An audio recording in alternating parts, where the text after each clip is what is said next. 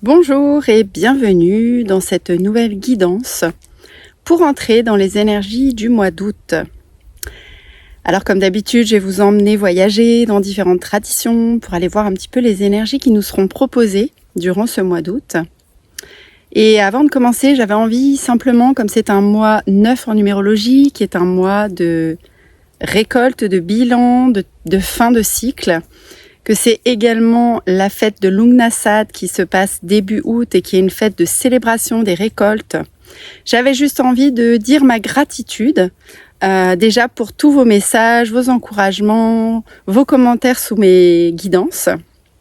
Et puis gratitude aussi à la vie, parce que plus j'avance dans cet exercice de guidance et de canalisation des énergies, plus j'ai quelque chose qui se construit avec de plus en plus. Ça descend sous forme de conte initiatique et je trouve ça magnifique et magique. Et donc je suis en gratitude d'avoir récolté ça durant cette année, du mois d'août de l'année dernière jusqu'au mois d'août de cette année. Mais je vais vous laisser bien sûr liker cette vidéo pour lui donner plus de visibilité et vous abonner à ma chaîne si ça n'est pas encore fait.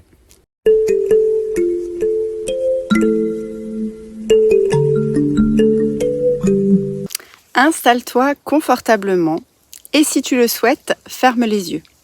Je t'invite aujourd'hui à entrer dans une histoire.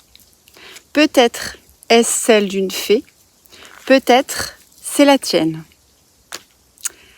Au début, tout semble aller très vite. Dans les images que nous voyons, les jours se succèdent, comme des battements d'ailes. La lumière traverse les feuillages, puis disparaît, revient encore. Le matin, le soir, le matin, le soir. Les rayons du soleil dessinent 1000 éclats colorés entre les branches des grands arbres. Une petite fée virevolte dans cette forêt baignée de lumière. Ses ailes scintillent comme des ailes de libellule lorsqu'elle rencontre le soleil. Elle danse sans effort, portée par les courants d'air tièdes de l'été. Autour d'elle, les oiseaux chantent, les insectes bourdonnent, les feuilles frémissent doucement. Tout semble vivant, tout semble en mouvement. Et pourtant, quelque chose change.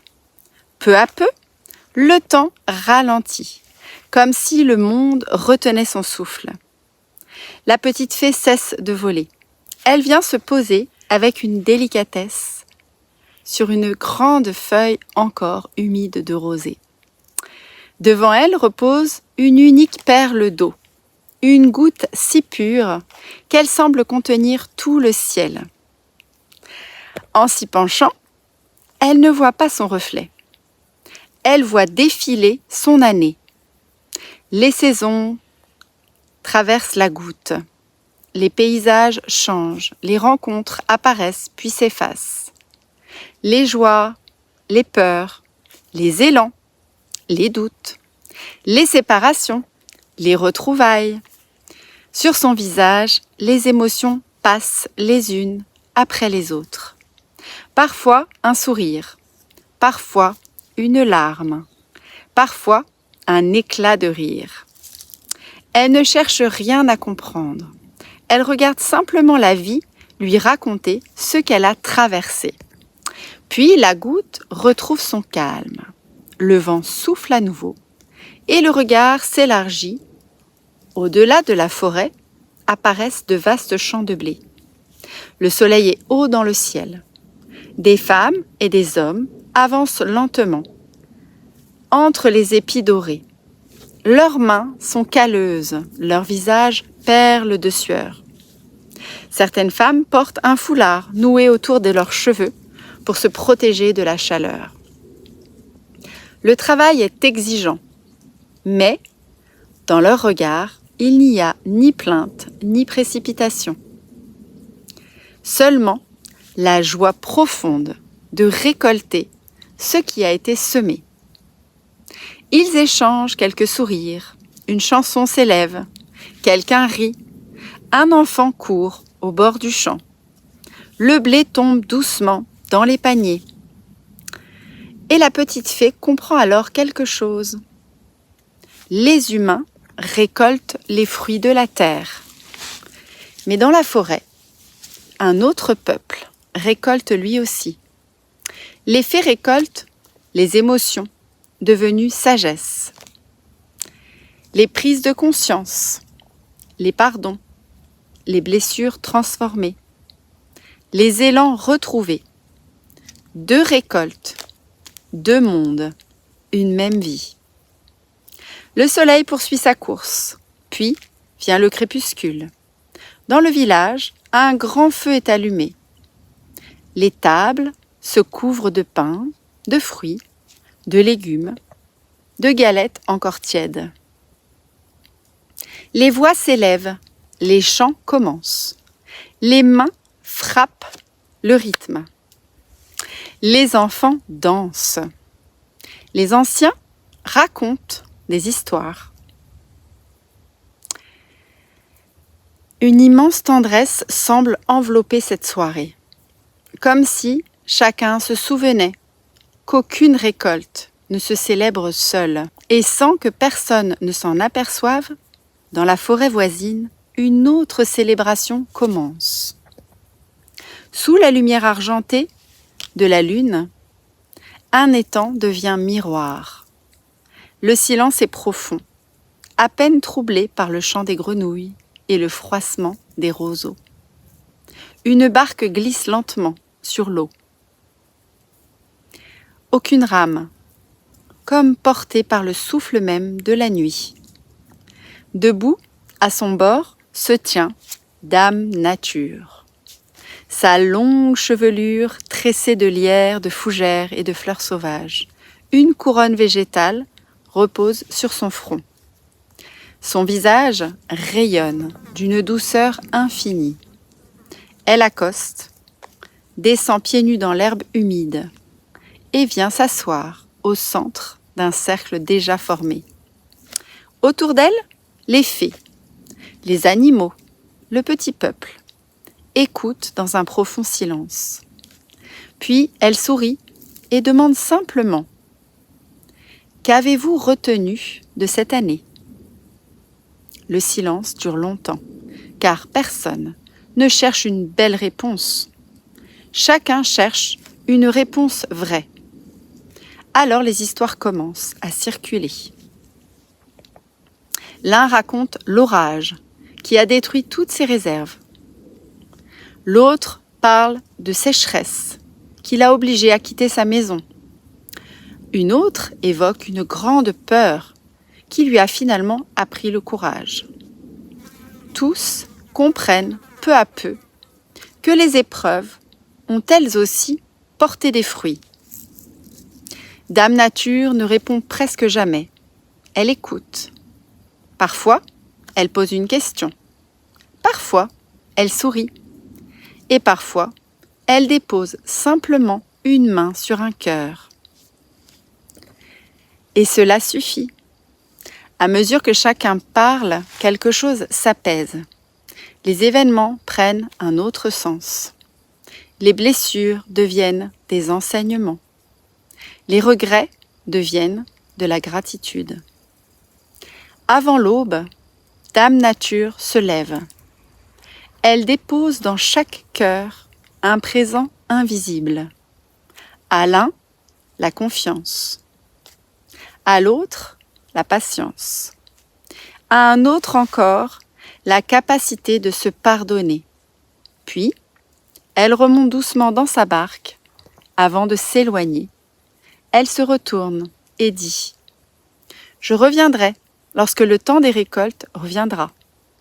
D'ici là, prenez soin de ce que vous semez, car chaque pensée, chaque geste, chaque parole est une graine confiée à la vie. » La brume commence à se lever, le premier rayon du soleil traverse les arbres. Un nouveau jour naît. Le temps reprend son rythme habituel. Dans le village, on porte les sacs de blé jusqu'au moulin. On étend le lin pour qu'il sèche avant de devenir vêtements. Les enfants s'éveillent, les oiseaux chantent. Dans la forêt, les fées prennent leur danse. Comme si rien ne s'était passé. Et pourtant, chacun porte désormais dans son cœur une récolte que personne ne peut voir. La scène s'élève lentement. La forêt, les champs, le village, l'étang. Tout devient peu à peu un seul paysage. Et la vie continue. Voilà la canalisation que j'ai reçue. Et je vais maintenant vous dire un peu ce que les énergies d'août nous racontent. Je trouve magnifique que ce conte soit venu avant toute autre lecture symbolique, parce que lorsqu'on regarde les différentes traditions dont je vais vous parler maintenant, elles semblent raconter exactement la même histoire, vous allez voir. Tout d'abord, au niveau de la numérologie. Donc, août est un mois 9. Pourquoi ? Parce que nous sommes toujours en année 1, 2026, et que le mois d'août est un mois 8. 8 et 1, 9. Le 9, c'est le dernier nombre du cycle. Il ne nous demande pas de produire davantage, il nous invite à regarder tout ce qui a déjà mûri, comme la petite fée qui observe son année dans la goutte de rosée. Le 9 nous propose une véritable revue intérieure. Qu'ai-je appris ? Quelles blessures ont peu à peu laissé place à une nouvelle compréhension ? Quelles qualités ont grandi en moi sans même que je m'en aperçoive ? Le 9 nous rappelle qu'avant chaque nouveau départ, il est vraiment précieux d'honorer le chemin parcouru. Pour celles qui ont suivi mes enseignements autour du vivant, honorer ce qui a été fait, ça fait partie des enseignements des lois du vivant. Ensuite, nous avons l'Ugnasad, qui est la fête célébrée le 1er août. On célèbre alors la première moisson. C'est une ancienne fête celtique de la première récolte. Dans les champs, les moissonneurs remerciaient la terre pour le blé reçu. Mais cette fête nous invite aussi à reconnaître nos récoltes invisibles, les prises de conscience, les liens qui se sont approfondis, les peurs que nous avons su dépasser, les élans qu'on a retrouvés. Et comme dans le conte, il existe toujours une récolte visible et une récolte intérieure. Au niveau de la guérisseuse, qui est la 8e mère amérindienne originelle, eh bien, c'est celle donc du mois d'août, elle ne cherche pas à effacer les blessures dans son rôle de guérisseuse. Elle nous apprend à reconnaître que parfois, ce sont elles qui deviennent notre médecine. Dans le cercle autour de Dame Nature, dans cette canalisation, personne n'a vécu une année parfaite. Il y a eu des orages, des sécheresses, des départs, des pertes. Et pourtant, en les regardant autrement, ils découvrent qu'elles ont aussi porté des fruits. Guérir, ça ne signifie pas oublier. Guérir, c'est pouvoir regarder son histoire avec davantage de douceur et de vérité. Si on regarde maintenant du côté des portes du design humain, les portes que le soleil va traverser durant ce mois d'août, elles vont suivre le même chemin que le conte, à nouveau vous allez voir. On commence déjà en entrant dans la porte 33 en début de mois. C'est une porte qui nous invite à prendre du recul pour intégrer l'expérience. C'est très approprié. Ensuite, on va traverser la porte 7. Retrouver la direction juste après ce temps d'introspection. Ensuite, la porte 4, on va laisser émerger une compréhension nouvelle.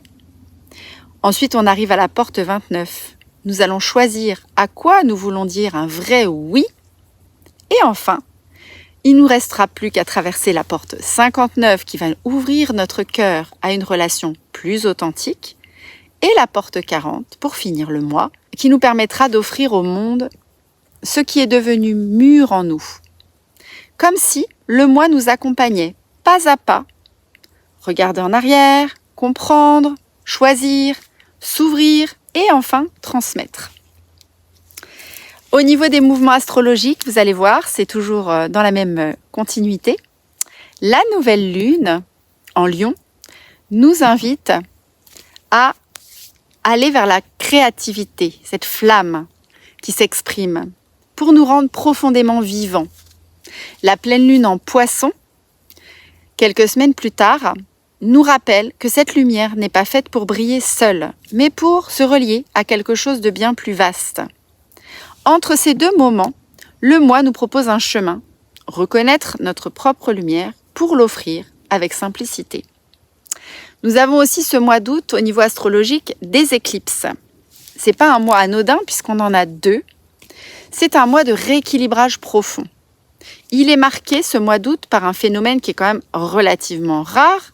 C'est 2 éclipses, mais il y en a une solaire lors de la nouvelle lune en Lion, puis une éclipse lunaire lors de la pleine lune en Poisson. Comme si le ciel lui-même nous invitait à réconcilier 2 mouvements complémentaires. L'éclipse solaire vient éclairer notre manière d'être dans le monde. Elle nous questionne sur notre rayonnement, notre créativité, notre capacité à prendre notre juste place et à oser exprimer ce qui nous habite. Et quelques semaines plus tard, l'éclipse lunaire nous ramène vers l'intérieur. Elle éclaire notre monde émotionnel, nos intuitions, notre mémoire et notre sensibilité.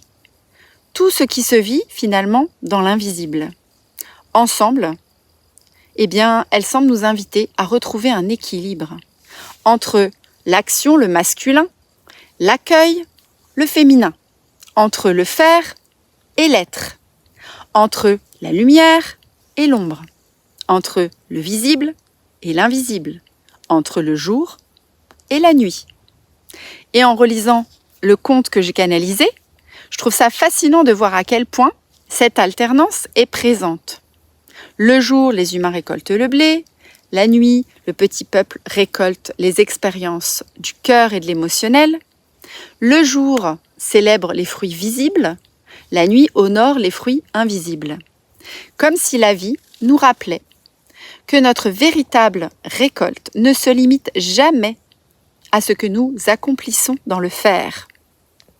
Elle comprend aussi tout ce qui a pu mûrir silencieusement en nous. Je vais enfin vous parler de la carte que j'ai piochée dans mon oracle des Centaures. Et quand je battais les cartes, c'est la carte 25 que j'ai piochée, qui est la carte du Mélèze. Son message, je vais vous le lire. Je suis l'arbre qui se tient droit face au vent, même quand le ciel est chargé. Je t'accompagne dans les moments où l'avenir te semble incertain, où les émotions tourbillonnent sans repos. Je stabilise ton cœur et ton esprit pour que des pensées plus claires et vibrantes puissent émerger. Je t'apprends à te relever encore avec patience et courage. Je t'offre la confiance tranquille de celui qui sait que la vie suit son cours même après la tempête. Et je dirais même après les incendies qui se produisent en ce moment malheureusement. La guidance de la carte dit quant à elle: tu te sens ballotté par tes émotions, comme un navire dans une mer agitée. Le Mélèze est là pour t'ancrer, pour te donner la force de te tenir debout, même quand tout vacille. Il te rappelle que chaque chute est une préparation pour un nouveau départ, que chaque fin porte en elle une promesse de renouveau. Il t'invite à poser un regard optimiste sur l'avenir, à faire confiance à ton propre chemin. Respire son essence et laisse-toi imprégner par sa sagesse silencieuse. Tu peux avancer, même pas à pas, avec la certitude que la lumière reviendra. C'est une carte, comme vous l'avez vu, bleue, donc en lien avec le 6e chakra, le 3e œil. Et en piochant la carte, je réalise encore que les éléments de cette guidance semblent tous être nés d'une même source. Il y a quelque chose qui me frappe énormément. Le conte est construit autour de cette phrase de Dame Nature qui dit « Qu'avez-vous retenu de cette année ?» Et si on regarde maintenant les autres langages de toutes les différentes thématiques que je viens de vous partager, on a le langage de la fête celtique Lughnasadh qui dit « Que récoltes-tu » On a le langage du 9 en numérologie qui dit « Qu'as-tu intégré avant de tourner la page ?» On a le langage de la guérisseuse qui dit « Que tes blessures t'ont-elles appris ?» Et on a les éclipses qui nous disent qu'est-ce qui demande à être rééquilibré entre ton monde intérieur et ta manière d'être dans le monde extérieur. Et pour finir, on a ce fameux Mélèze qui est sorti en jaillissant des cartes pour nous dire « Mais que reste-t-il debout après la tempête ?» Et le Mélèze, je crois qu'il vient donner la dernière clé de cette canalisation. Jusqu'à présent, je voyais surtout la récolte. Mais lui, il nous fait comprendre autre chose. Dans le cercle autour de Dame Nature, tout le monde ne raconte pas une belle année avec des récoltes incroyables et magiques.